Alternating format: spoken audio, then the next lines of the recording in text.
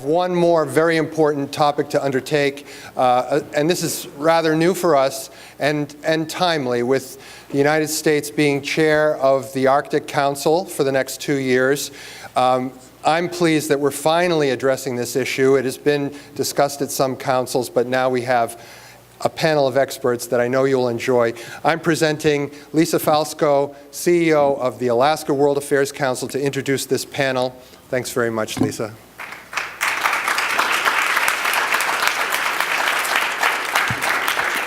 Thank you, Bill. It is such an honor to be up here with this panel, and kudos to you for picking such a great panel for this important topic.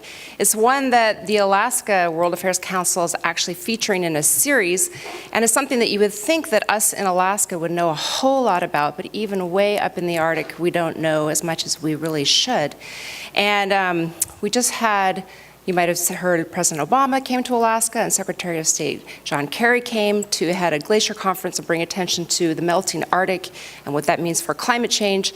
And there was a tagline that they said, where they said, you know, unlike Vegas, or what happens in Vegas stays in Vegas, what happens in the Arctic, referring to melting and other things, doesn't stay in the Arctic. And so it brings a question about, well, what does the Arctic mean, and why do we care about the Arctic as we sit here in Washington, D.C.? So I'm really looking forward to all these great perspectives, Bill, that you are bringing here to the panel. So it is my privilege to introduce the panelists that we have today.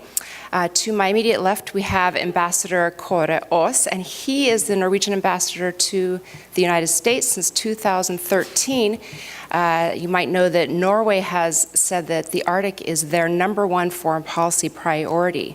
So like other countries that are recognizing the importance of the Arctic, Norway, Sweden, China, Singapore, we have something to learn from him during all this. He's also been ambassador to Afghanistan. He has also served in the Foreign Ministry, the Ministry of Foreign Affairs in Norway, in several positions, and now we're so pleased to have him here on our panel. You're welcome. And to his left, we have Rear Admiral Jonathan White, who grew up with this distinguished family in the military service, surrounded by a lot of military personnel, and was very inspired at the young age of 7 in the Navy and oceanography. And even though he looks quite young to me, he went to a lot of amazing places and did a lot of amazing things. And you'll see that in your booklet of all the things that he did. He was promoted to the rank of Rear Admiral in 2012. Where amongst other duties, he was a director of the Task Force on Climate Change. He is now the VP for Ocean Science and Strategy. And to his left, we have Julie Gourley, who seems like a dear friend. She has been to the Alaska so many times that we consider her an Alaskan, but really, she is one of Washington, D.C.'s own. She actually sits as the U.S. representative on the Arctic for the Arctic Council. So the Arctic Council has 8 countries, you know, Canada, Norway, Sweden, Finland, Denmark, Russia, and the United States, and she's the one who sits there at the table for the United States. In her role, she manages the State Department's Arctic Council portfolio, which handles a wide range of environmental, economic, political issues as they relate to the U.S. foreign policy and the interest of the Arctic regions. So great to see you here in your hometown. And to her left, a real Alaskan, Gwen Holdman. She is up in Fairfax as the director of the Alaska Center for Energy and Power at the University of Alaska Fairfax. She has won a lot of awards. You might not know, just this last month she was inducted into the Alaska Innovators Hall of Fame. Congratulations. She's also been named one of Alaska's top 40 under 40. She designs and she implements innovative ways to use energy to deliver affordable energy to rural places. She is responsible for a major 10,000 square feet ice hotel, keeping it cool, which you wouldn't think is important in Alaska, but it gets very hot up there in the summer. It's quite the sight if you haven't been there, as well as a lot of other things. So welcome very much. And then I'd like to bring to the podium the moderator of this program, and that is Gregory Kallenberg. He's a director and producer of the Rational Middle Energy series, and he believes very deeply that people coming together can find a balance to solve some of the world's most challenging problems and issues. And we were pleased to host him in Alaska for the Rational Middle series. If you haven't done that, I highly recommend that. And I want to give a big shout out to Shell and the Rational Middle Energy series for making it possible for our council and for the others. Gregory.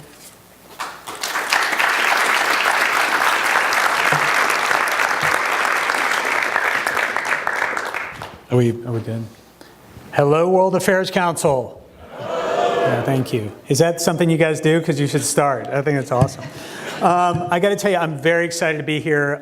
It doesn't take, or I should say, it takes a lot for me to get into a jacket as a filmmaker, but this panel certainly constitutes an amazing opportunity not only to interface with incredible people, but also to talk about something that is incredibly topical, both from the standpoint of what the opportunity is or might not be there, but also the change that this area is enduring, which I was able to see at least a small part of it when I went up to Anchorage. I am, again, extremely excited. I do want to give another shout out to this app that you guys apparently have. Answer the question, then at the end, we're going to look at the results. So it's going to be, right, Dylan? Is that what we're doing? All right, there we go. That's Dylan over there. He's responsible. So what we're going to do is we're going to kind of, I'm going to kind of warm these guys up with some questions. And then I'm sure, like some of the other panels that you guys have gone through today, turn it back over to you guys. One of the things I've always enjoyed about this tour that the Rational Middle did with the World Affairs Council was just how, let me think of how boisterous and how also engaged this audience was. And I'm excited not only to see old friends from the tour, but also to hear from you guys as we sort of head into that piece. And I kind of want to start, if I could, and maybe we could maybe start with the ladies on the far right. Gwen, talking about maybe giving context to the Arctic. I mean, you know, again, I thought it was this like vast wasteland where, you know, polar bears are galloping across it, but I'm kind of curious kind of where is it, what's there, and essentially who lives there. And Gwen, do you want to start? Sure, I'd be happy to. Is my mic working? You guys hear me? No. Okay. There we go. It is now. Okay, excellent. Yeah, I mean, I think from my perspective, the Arctic is a place that of amazing and immense beauty, of people that are extremely inspirational, creative, very tied to their environment.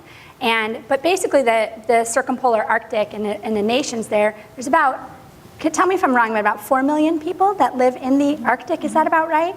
And of those, you know, the Arctic region as a whole, about 46% of the power there is generated from renewable resources. I think that's more than anywhere else in the world. Half the population isn't served by grid power. They live off small microgrids, just individual grid systems. There's a huge amount of challenge that's happening in the Arctic.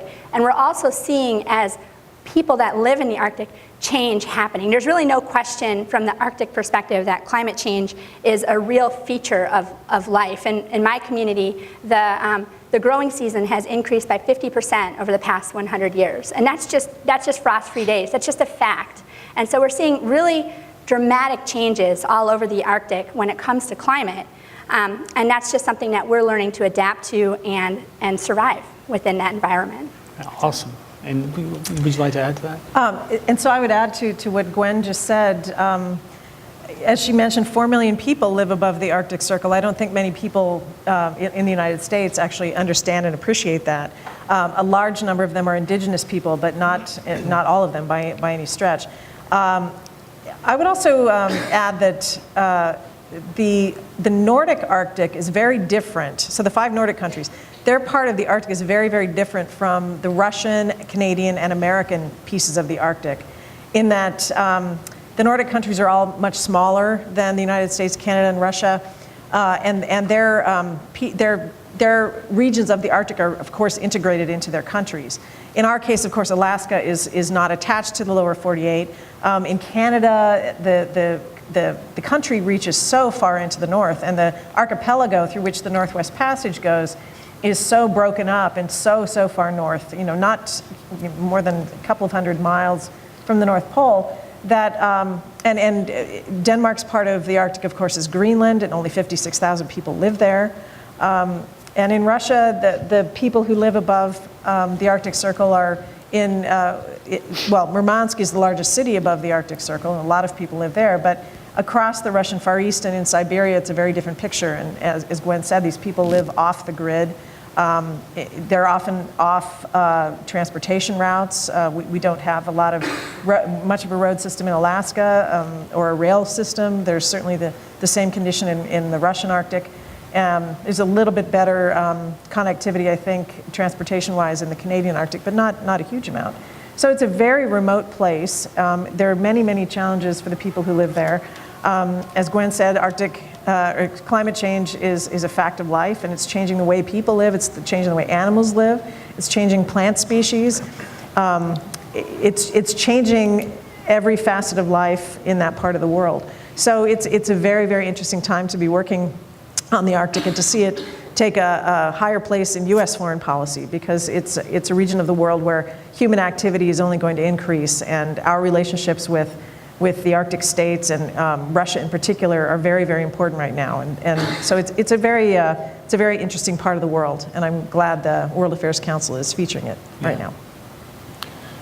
I mean, and I was wondering if you could maybe add some context to it. I mean, sort of the history of the Arctic also. I mean, there seems to be a new opportunity that's sort of opened up in the Arctic, some of it due to climate change, but whether it's oil and gas development or it's shipping, if you could kind of put some more context so we kind of get a better idea of the commercial possibilities are there, and then we'll get into how they affect those indigenous people. It's all you. Which, yeah, go ahead. So when you asked, so what are the Arctic, I was going to give you, as a scientist and oceanographer, I was going to give you the science answer. It's everything north of the Arctic Circle, which is the circle around the Earth by which on the summer solstice, the sun shines for 24 hours, at least 24 hours a day on one day. But nobody cares about that. They care about what is the Arctic in terms of the things that you were talking about, right, Greg. So what I like to say, and I just recently retired from the Navy about a month ago, I'm working in the field of oceanography still here in DC for the Consortium for Ocean Leadership. So if you can tweet that for all people online, thank you. But the Arctic is changing. We have known the Arctic has been changing for years. The Navy, while I was with them, we published our first Arctic roadmap to address a changing Arctic in 2009. We redid it last year. I redid it in 2014. We understand the Arctic is changing. What I've been trying to push forward is that we need to look at the Arctic from a security perspective, economic security, environmental security, national security. So we get to security through science. The Arctic is the least understood part of our planet. We don't know that much about the ocean once you get below the surface, anywhere, to be honest with you, and we know the least about the Arctic. So understanding how change is happening is a key to really understanding and addressing the future of the Arctic. The other thing is, I think the Arctic offers us as a global population an opportunity to look at a new frontier that is rapidly changing, affecting the climate around the Earth, but to get it right. So I think it's a challenge and it's an opportunity both from environmental, from economic, and certainly from security standpoints. And is that sort of Norway's perspective on things also? I think I agree to what has been said, but I also would like to sort of to pinpoint to some specifics regarding Norway and the Arctic. And the Arctic region in Norway is not a remote place. It's a place where 10% of the Norwegian population lives. 80% of our oceans are north of the polar circle, and 1/3 of our land territory is also north of the polar circle. It's also the region in Norway with the strongest economic growth for the time being. So it's very different from what, for example, the US is experiencing in Alaska. And also compared to the infrastructure, there is no difference between the infrastructure in the southern parts of Norway compared to what we have in the north. Then I would also say that we see in Norway, in the northern parts of Norway, the effects, of course, of the climate change. But we also see that as a huge opportunity. And for example, to give you an example, Norway is a shipping nation. And our maritime transport goes from Norway to Europe through the Mediterranean, through the Suez Canal, and then to Asia. With the climate changes going on now, there is a possibility to travel or to sail, for example, from Rotterdam to Japan by taking the northeast route, as we call it. And then you go along the coast of Norway, and then you go north and east of Russia. And by taking that route, you can do that sailing with 40% less time, which also, of course, has some implications for the effectiveness of the sailing, but also, of course, of the costs and also for spent fuel. And so that's an opportunity. And I would also like to say that Norway, like the United States, we are bordering Russia. So our, as we call it, the high north policy also has a strong emphasis on how we are going to sort of to continue to work with Russia. That is a bit complicated now due to Russia's annexation of Crimea and the support for the separatists in the eastern part of Ukraine. But that aside, we are managing, for example, the fish stock resources with Russia in an excellent manner. And north of Norway, we have this area called the Barents Sea, and that is probably one of the richest places for the fish sectors as we speak globally. And so, you know, I'm curious because it's when you get to the United States, when we think of the Arctic, we think of a big area, and we talk about ANWR, and we talk about sort of the contentious issue of what the way we perceive things. But again, when you look at Norway's perspective and even Russia's perspective, that they're looking at it as sort of opportunity. I know that you're about to sort of take the helm of the Arctic Council on behalf of the United States this year. Is that correct? We already did. So can you kind of maybe outline the way the United States or what your strategy is as far as, you know, thoughts about opportunity versus land conservation? I mean, it's got to be a lot of stuff to juggle, I would imagine. It is. We took the United States took the chairmanship of the Arctic Council back in April, and we'll have it until May of 2017. And we have proposed to the other Arctic states, and they have embraced a very ambitious agenda covering sort of all the bases in the Arctic. We are covering sort of the human side of the Arctic through a pillar called Improving Economic and Living Conditions. We're covering the oceanic area in a pillar called Arctic Ocean Safety, Security, and Stewardship. And we're covering climate change impacts in a pillar entitled Addressing the Impacts of Climate Change. So we're trying to look holistically at the region and propose a wide-ranging number of projects and initiatives, including some work that Gwen is doing on the energy side of the picture, to ensure that the region is managed in a very environmentally and socially sound manner. There certainly are lots of opportunities with the receding sea ice. Obviously, offshore oil and gas development is going to increase. That's complicated right now with the price of oil, of course, and fracking. But there is thought to be a lot of oil and gas in the offshore areas. Fisheries, commercial fishing will move north eventually. It's not happening now necessarily in the central Arctic Ocean, but I think everyone expects, and the science is pointing toward commercial scale fisheries moving north eventually. So we'll have countries that are interested in fishing and that rely on fisheries for a large part of their protein moving into the area eventually. Of course, tourism is going to grow, and we're already seeing more tourist ships around Greenland, even around Alaska. Shipping with receding sea ice through the Northern Sea Route over Russia is already increasing, and through the Bering Strait, which is a bit of a choke point. It's very narrow, as you know.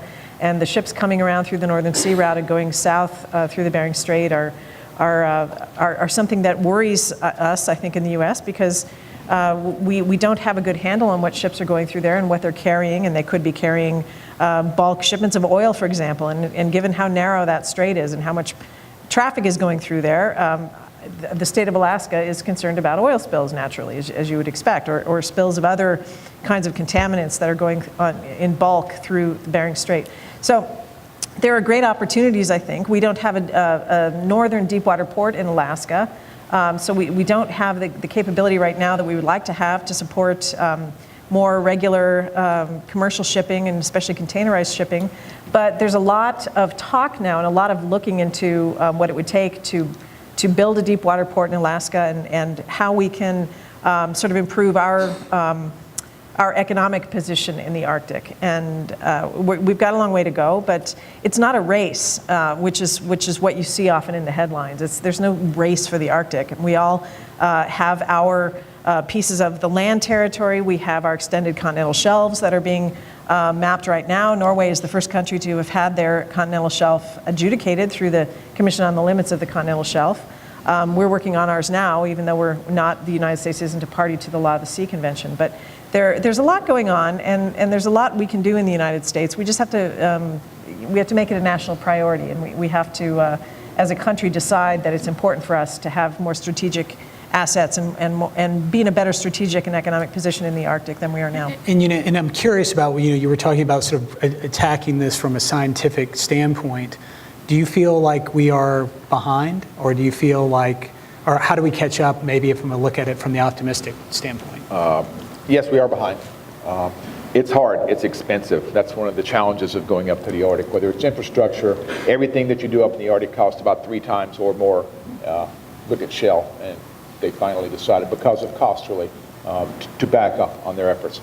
But we don't understand the Arctic, and therefore we need to invest more in the science. And this has been championed certainly by the Obama administration and others, of really putting the Arctic first as a scientific challenge, but also a security challenge behind that. But I would argue that industry can help by looking at, by helping us understand the Arctic, to be able to understand what is really happening with ice. Can we do a better job of actually predicting seasonally, daily, weekly, where the ice is, because it's very hazardous in the Northwest Passage and other places. So we are behind, and I say that we would do better to invest some of our precious resources, even industries such as Shell, into research instead, about understanding the Arctic environment, helping us to protect and make an economically secure environment than necessarily going forward and trying to do exploratory drilling. So yes, we are behind, but I think we've got opportunity to catch up. We're not so far behind that it's hopeless. Partnerships are another key. We have this issue with Russia, yet I know, I talked to Russian oceanographers.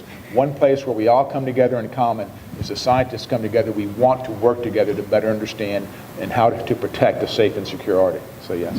Well, and I'm curious because Russia's come up 2 or 3 times, and actually, a lot of the European press, they do sort of stand on that Russia is rushing into the Arctic, or they're trying to stake their claim. There, I guess, is some, synergies maybe between the United States and through Norway and Russia. But you guys seem to have been, in Norway, seem to be very methodical in the way that you've entered the territory, the way that you're having your continental shelf mapped, everything's being done.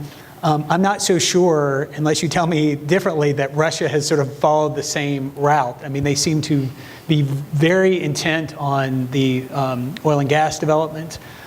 They seem to be very intent on the fisheries issues that are occurring up there. Are you seeing the same sort of synergies, or do you see maybe that there isn't a race and Russia's just taking their own piece and everything's okay? So that's Greg. I would say that, first of all, I would say that Russia is a member of the Arctic Council, like the 7 other countries, and Lisa referred to the member countries, the 8 member countries. And it's also worth noting that 50% of the geographical space called the Arctic that's Russian territory. And but what has been important with the Arctic Council is really that Russia has obeyed to the rules and regulations set by the Arctic Council, and so far, and also the international, the law of the sea, and the territory or the claims made by Russia. They also sort of used the UN, United Nations, as a body for that. I think it's important also, as was noted by my American colleague, that there is no rush towards the Arctic, and that is important. So what I would say is that we are bilaterally, and also within the framework of the Arctic Council, we are working closely with the Russians on search and rescue, for example, and that's important. But also on issues related to, for example, oil spill.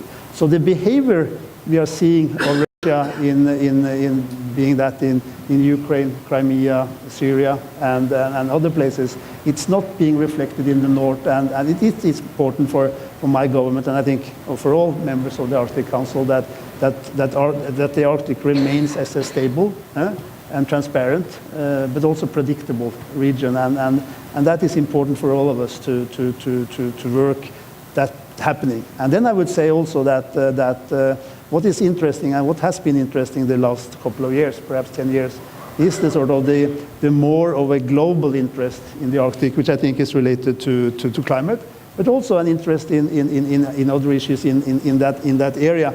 And that has led to the members of the Arctic Council inviting observers, and Lisa also referred to some of them, into the Arctic Council. And that, I think, it's the way to do it. They have to, one way or another, these interested countries, and that is China, it's Indonesia, it's India, and others, the European Union, and others, that they should in one way or another be associated with the work of the Arctic Council, but it's the 8 members who have who have a stake in the Arctic, because they are Arctic nations. You really have to decide and make the decisions related to the Arctic.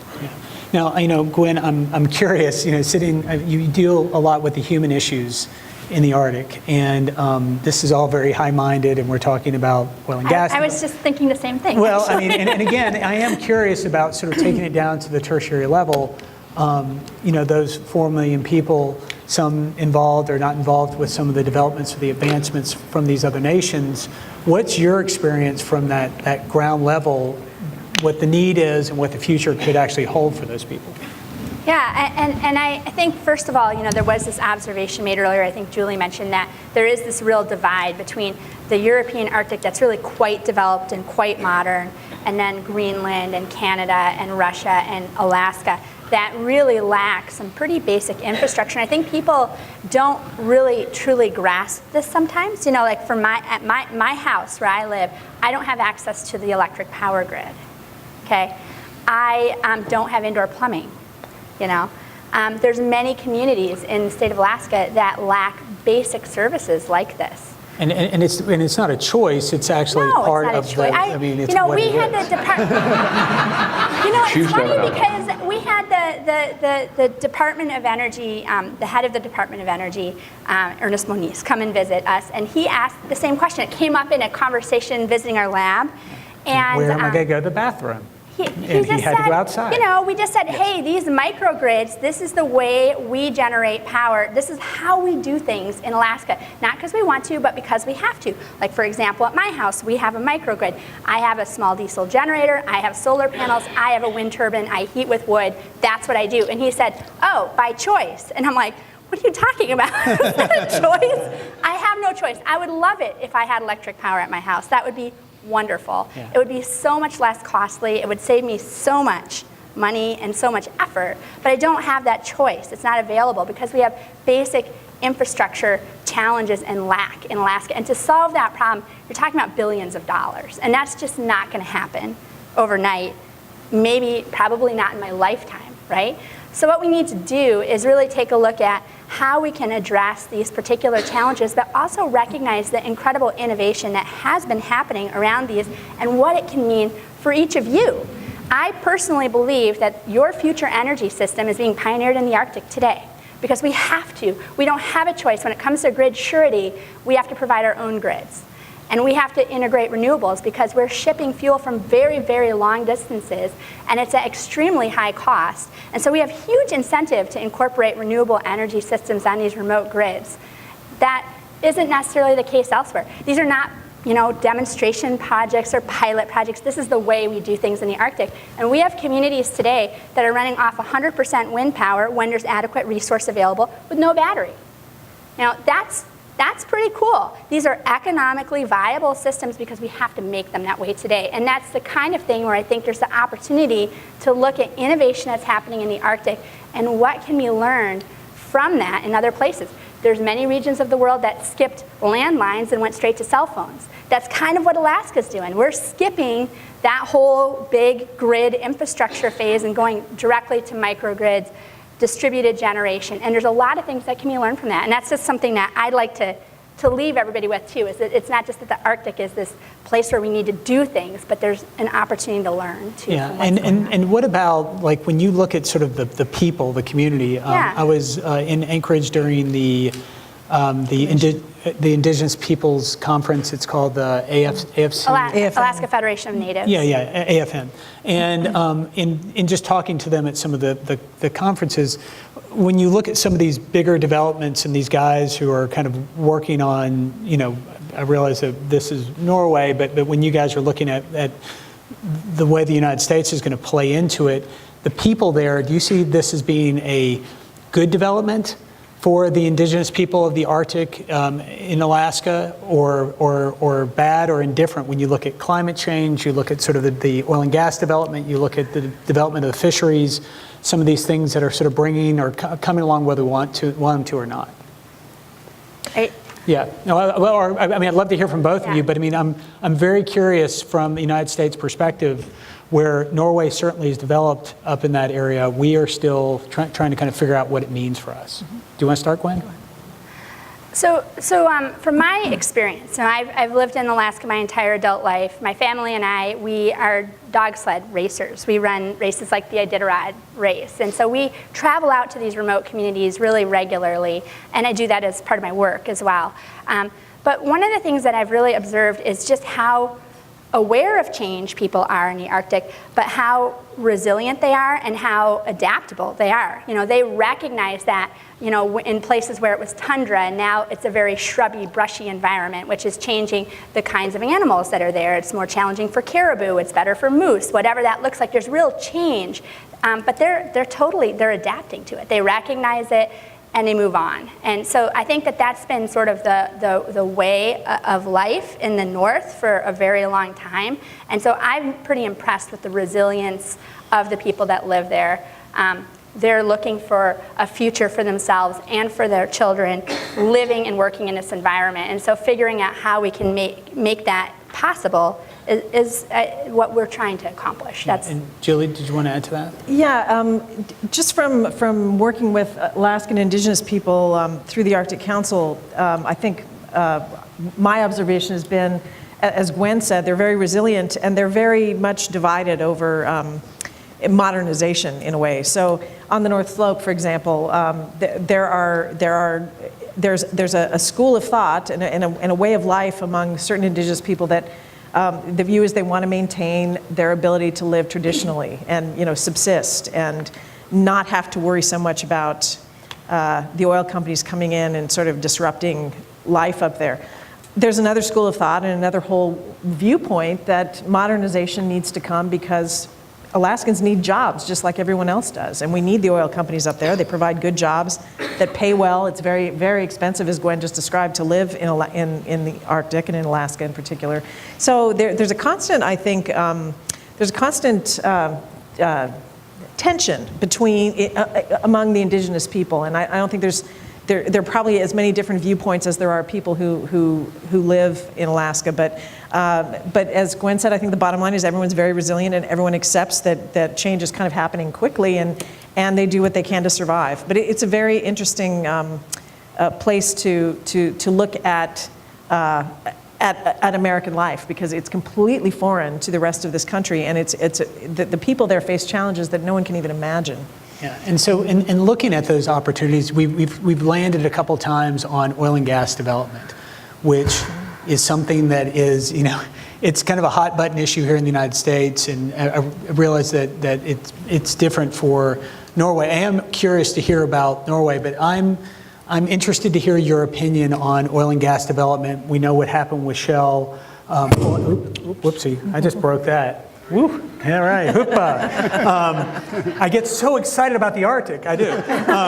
But I am curious to, just when you look at it from a U.S. perspective, how we look at sort of development on the oil and gas side, and do you think that this is something that could go forward at some point in a responsible way? Jonathan, yeah. I do think it will go forward. We know the oil and gas is up there. We have great examples from Norway on how to extract oil in the Arctic safely and securely. I've met a lot with the people at Statoil and understood how they went about this process. So it is going to happen. I mean, I would like to say we're all going to be using renewable energy in 10 years and we won't need any oil and gas, but we all know that's a pipe dream. That's not going to happen. So we know that it's there. We know that there is a big draw to get it because there's a huge amount there. So what we need to do is really, I think if we can do the type of research on where the oil is, how to extract it, the engineering and the technology first, to make sure that we do it in a deliberate, measured fashion, which I'm actually very happy. It's, in some ways, Shell's pulling out is disappointed because people say, oh, the Arctic's too hard, we're never going to go there. And now everybody's sort of, let's focus on somewhere else, which is the absolutely wrong answer to take. The right answer to take is, okay, this is a time to re-look at the whole thing and let's get it right. Let's not rush to the Arctic, as was mentioned. Let's go up the Arctic slowly, smartly, and I think the oil is going to continue to draw that, as will the accessibility, the traffic, and the things we're talking about. So yeah, it's still an opportunity, and it's going to drive the things like infrastructure as well. And you know, and I'm curious, when someone from Norway sees the way that we sort of like, you know, it's histrionic here, it's shrill on both sides of the issue. What is your perception of kind of the way Norway is dealing with development, oil and gas development in the Arctic, and also what is that perception of the way we seem to be handling it over here in the United States? Thank you, Greg. And first I would like to say that Norway, we hope that the Paris Conference on Climate will be a successful one, and that that conference will be able to sort of reduce the gas emissions. And I think that we should reconvene this panel in Paris. Yeah, we should. Yes, I think that who's with me, right? There we go.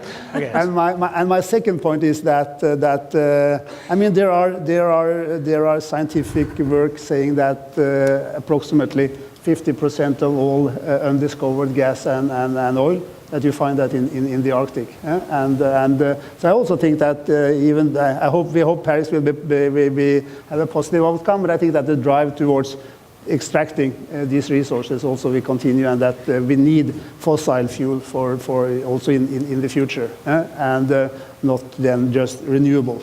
Then my third point is that it's important when we are talking about gas and oil in Alaska compared to, for example, Norway, that the conditions, the climate conditions are totally different. Mm-hmm. Alaska is icy due to the Atlantic current in Norway. There is no ice, mm-hmm. and the waters, they are not so harsh. That being said, I will also say that Norway, we started with our gas and oil adventure in the late 1970s, and early 1970s. And then we started in the southern parts of Norway. And then we have moved gradually towards the north. And now the companies are operating, Norwegian companies, but also foreign companies. They are conducting their activities in north of the polar circle.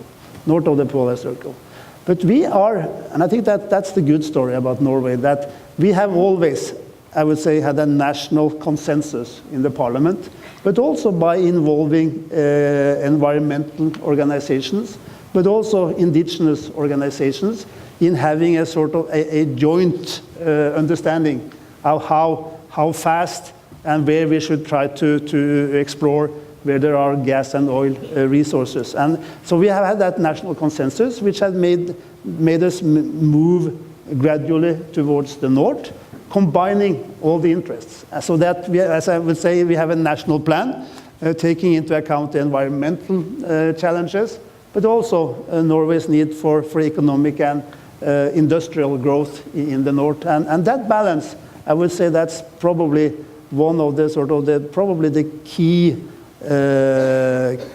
element in how we have been administrating our oil and gas resources in the north, and we will continue to do that. And now there are companies operating in the Barents Sea, and I just told you that the Barents Sea is probably one of the richest fishing areas on the globe. But I'm sure we will be able to do that, taking into account the interest of the fisheries sectors, but also taking into account the environmental issues, combined then with the extraction of these oil and gas resources. And so what do you think when you pick up a New York Times and you see, you know, kayaks clogging the way out for a drilling platform to leave Seattle? I mean, when you see the contentious nature of what it seems to... I see a public interest in what's going on, and I think that's good. Then I would say we also had that in Norway in the 1970s. I would say that environmental organizations, they made their voice heard, and I think that's important, and it's important also that characterizes our democracies. But I think that I'm not going to be sort of make a point on what's happening here in the United States, but I think that what we Norway can convey and what we can bring to the table is really this balance, where you balance the different interests and where we have been able to sort of to make the right decisions when it comes to Norway's need to extract these resources. Yeah, and so, I mean, Julie, is like when you sort of see the way that Norway's done it, we all know that, you know, Statoil is a pretty progressive company in the way they seem to balance all of the important issues when developing. From the United States perspective, how do you sort of see that way forward on oil and gas development? I mean, do you think that we are still in the middle of a potential opportunity, or is it a long path that we just have to walk on and develop when the time's right? Well, it certainly seems like we still have a lot of potential. I was just reading that Shell is not giving up on its leases, for example, and of course Statoil and other companies, Conocophillips, I think, have lease holdings in the offshore area.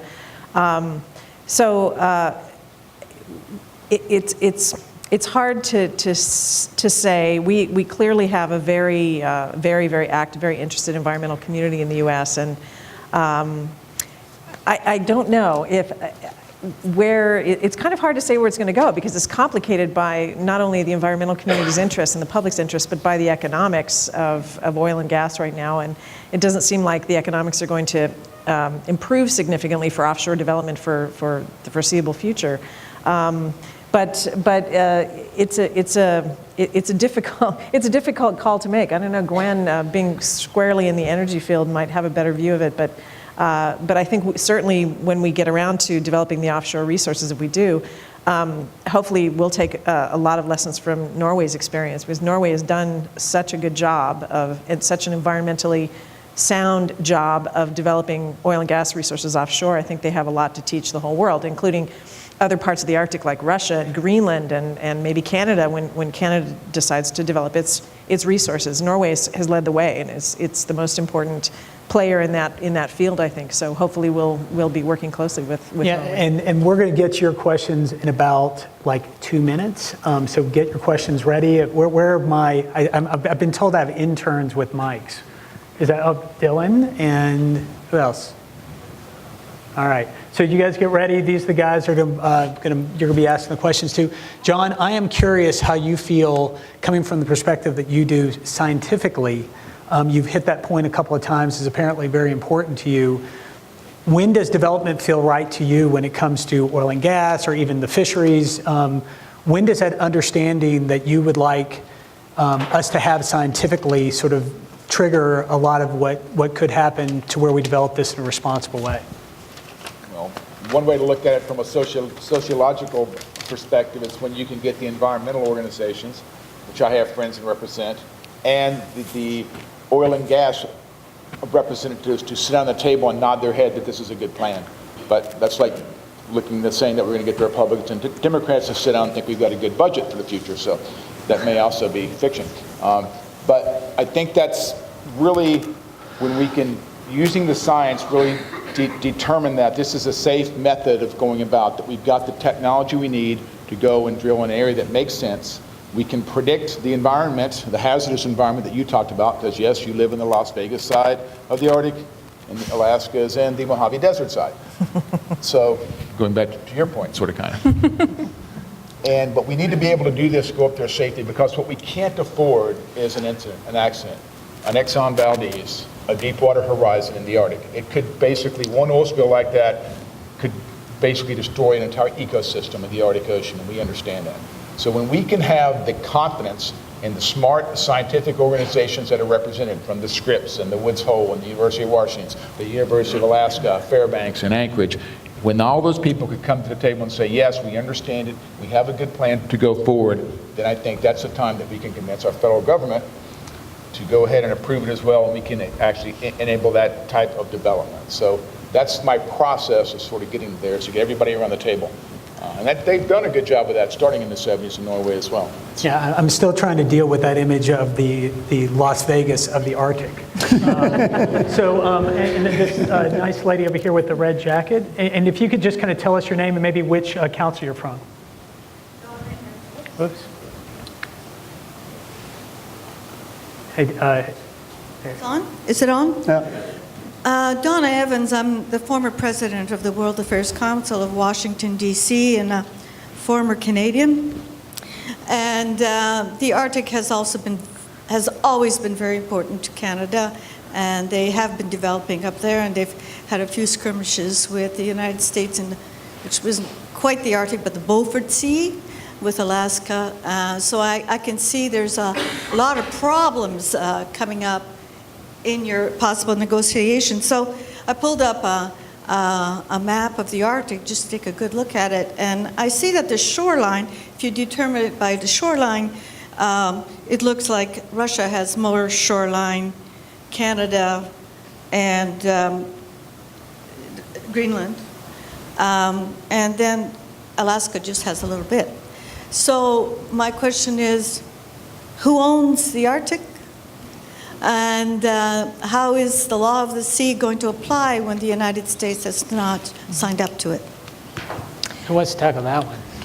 There you go. Who owns the Arctic? That's I see that in headlines quite a lot. It's a common question.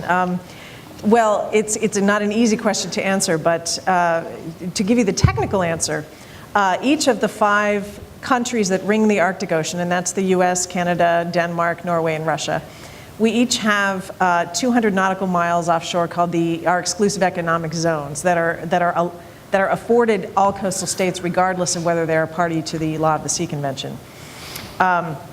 So we own those waters. The water beyond that is high seas, so it's not owned by anyone. That's just the water column. The seabed, though, the floor of the ocean, is subject to mapping in terms of the continental shelf of each of the coastal states. So each of those 5 countries that ring the Arctic Ocean are mapping the extent of their continental shelves. And the way that's done is a fairly complex geologic mathematical set of formulas that are contained in the Law of the Sea Convention. And to the extent that a country can demonstrate that its continental shelf goes out according to these formulas as far as it goes, and then submit that to this Commission on the Limits of the Continental Shelf, that's a body set up by the Law of the Sea Convention, then their claim is adjudicated and it's considered final and binding once this commission rules. So four of the 5 coastal states, all but the United States, so Canada, Norway, Denmark, and Russia, are all parties to the Law of the Sea Convention. We are not. Nevertheless, the U.S. has been working on mapping the extent of our continental shelf in all of our territories in the world, but Alaska being the most complicated and the most recent because it was hard to do when there was a lot of sea ice in the way. So we are mapping the extent of our continental shelf. It's my office, in fact, in the State Department that's leading that effort. And we have, in fact, oddly, a State Department office in Boulder, Colorado, that's an extension of my office, where this work is taking place. And for a variety of reasons, it ended up in Boulder. But we've done all of our data collection now. We are starting to work it so that we'll be able to define the outer limits of our continental shelf so that when we do join the Law of the Sea Convention, we can submit that as our claim. Who owns the Arctic is determined by the lay of the land in the continental shelf delimitations, the exclusive economic zones for the water column, and that's about it. And of course, airspace has its own set of rules. But the key thing is that the high seas area, the water column, is not owned by anyone. So it's free to the entire planet. And who knew the answer was that simple? This gentleman right over here. If you could just give your name and what council you're coming from. Rich Schlauf, Cincinnati. All right. The question I have is, you've all made reference to it one way or another. Obviously, how much oil exploration you get depends importantly on the price of oil. At $40 a barrel, I have a hard time imagining anybody's going to run up to the Arctic and start drilling tomorrow. Could you just give me your own sense, either from the Statoil experience or from the scientific studies we've done or the economic studies we've done, where would I expect that would become economic? I mean, does it take $100 a barrel, $90 a barrel? I mean, put me in a ballpark.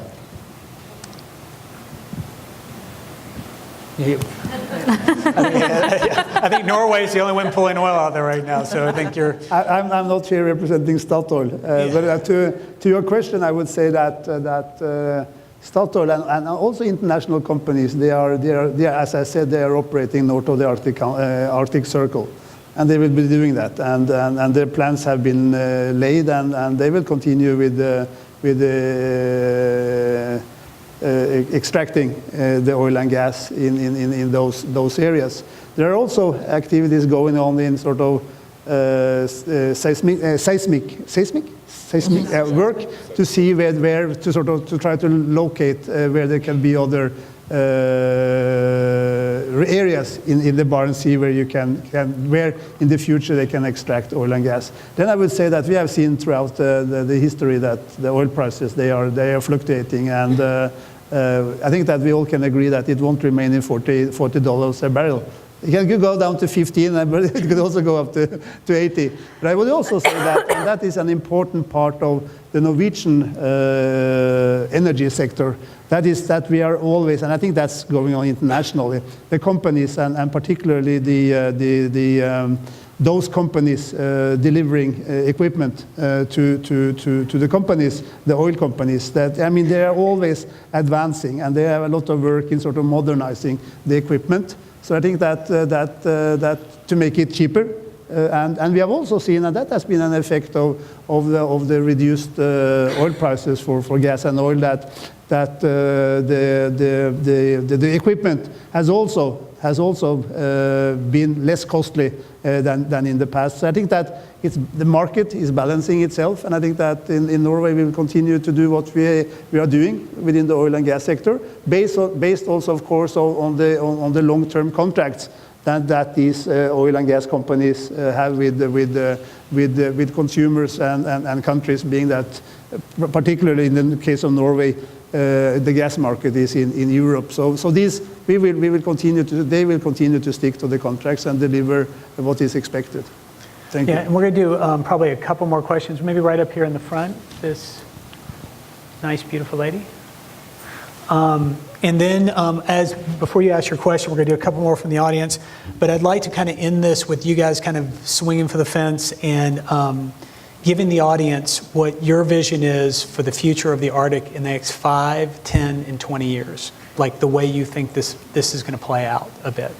Oh, an easy summary. Yes, there you go. There you go. My question is insignificant compared to that. We just spent a month inside the Arctic Circle looking at polar bears and musk oxen and wonderful things like that. But one of our better presentations on the ship had to do with the issues you've just discussed. And one of the implications, first of all, there was a lot said that the Russians are exceeding their 200-mile limit, and that is creating some problems. But if you want to comment on that. But secondly, that there was an implication that there are a lot of other valuable mineral resources within the Arctic besides the gas and oil. I see nods. Could you elaborate briefly on that? And is there something that's economically viable? Sure. So talking about the minerals that are there besides the other natural resources, and also maybe commenting on Russia maybe overstepping their boundaries. And which, what was your name? I'm sorry. Your name? Nancy Hamlin, Rochester, New York. So Nancy Hamlin from Rochester, New York, all the way here to ask this question. So I can take a crack at the Russia question. Russia is actually doing exactly what is directed in the Law of the Sea Convention. They're not exceeding their limits at all. The 200-mile limit is for just the water column. It's the exclusive economic zone. Mapping the extended continental shelf can go out as far as, I think, 600 nautical miles, and Russia, and even beyond if geologically possible. So Russia has done exactly what it is allowed to and required to do. It's not cheating. It's not trying to take over the Arctic. It's actually following the rules exactly well. It submitted a claim back in 2001 that was inadequate, according to the Commission on the Limits of the Continental Shelf. So it came back and took the advice of the Commission and redid its submission which I think is now done. But no one in the U.S. government believes that Russia has done anything wrong, has exceeded what it is entitled to exceed. Yeah. And then what about the idea of the other mineral resources? Yeah, and I'll just weigh in real quickly. There are a lot of other minerals. There's a lot of copper, especially in the U.S. and Canada territories up there. There are a lot of rare earth minerals on land, even at sea. Greenland is known to have a lot of rare earth minerals underneath, all that ice that unfortunately is melting as our sea level rises. But the extraction of those is extremely expensive, even more so than the oil to some degree, because you've got to get it, you've got to get it out, get it extracted, again, then move it to somewhere, and you can't use pipelines. It doesn't flow like a liquid, so it just is automatically more expensive. But a future with more and more access to an ice-free Arctic will allow probably the extraction. So that is a very good point. It's not just oil and gas. There is a lot more, and the fishing should also be included. Sure. Let's take one more question from the audience. Do you want to? We'll do one back here, and then we'll do this gentleman in the back, and he'll be the. I just have a question. You talked a lot about the Could we get your name? And wait, no, sure, sorry. Lisa We with the just saw Alaska you. World Affairs Yeah, Council. right. You talked a lot about the opportunities that are present now with the melting sea ice. I was wondering maybe, Rear Admiral, you can talk about what does that mean as far as the challenges? I know for Alaska with the melting sea ice and enhanced by black carbon with the climate, we have rising sea, which is displacing entire communities that have to move their whole village to higher ground. Is that something that the world also needs to think about, the rising sea ice or the waters because of the melting sea ice? Yes, they do need to think about it, and I'll go back to an interesting point that was made earlier about the indigenous populations and looking at, well, all this industry and infrastructure is a good thing or a bad thing. I know one thing, all the indigenous people want to be included in the conversation, included and asked and talked to about whatever solutions that we come to, whatever planning that we do in the future. And it's the same thing. We need to talk to them and understand what is happening. You mentioned that villages are being displaced. Another thing is there's less and less ice for longer periods of time. Ice acts as a damper to wave action and storm. And the Arctic is an extremely stormy environment. So more and more open water means more storms, large waves, and flooding of coastal communities.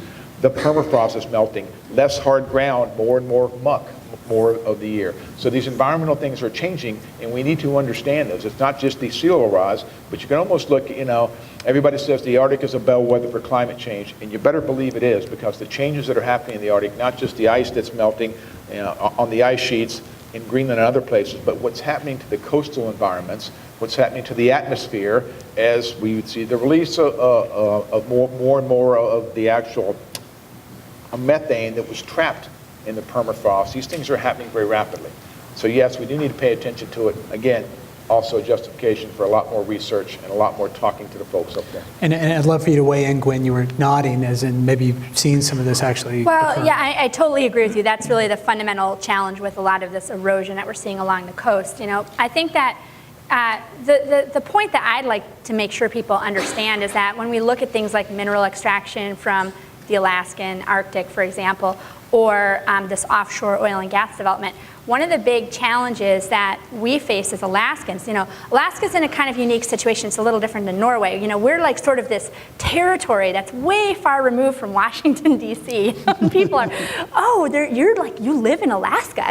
This is like a big deal, And we have a lot to lose potentially, like from offshore oil development, and not necessarily a lot to gain, right? Because those are U.S. resources. They're not state of Alaska resources. And the same thing when you're looking at mineral extraction, right? So there's very low tax structure because it's, old from hundreds of years ago, right? I mean, that's really how Alaska the gold rush, right? So it's really not where the state and communities have necessarily that much to gain other than jobs, which are very important, things like this. But as a state, we are really concerned about the future of our communities and this future sustainability of the state of Alaska. Like right now, Alaska is a transient population. The average Alaskan lives in Alaska for 7 years. So how can you have a population that cares about the future of a place if they don't know if their kids or grandkids are ever going to live there? And that's totally different from Norway. It creates a fundamentally different kind of mindset. It's much more colonial. It's the rape and pillage mindset. Like, what can we get out of this land, you know, so we can go and move to Vegas, right? Yeah, there you Right? go. Yes, there you go. There's one in the Arctic, apparently. Yeah. Yes, absolutely. Oh, I'm sorry? Oh, sorry. Bill's giving me the red light, and the band is starting to play.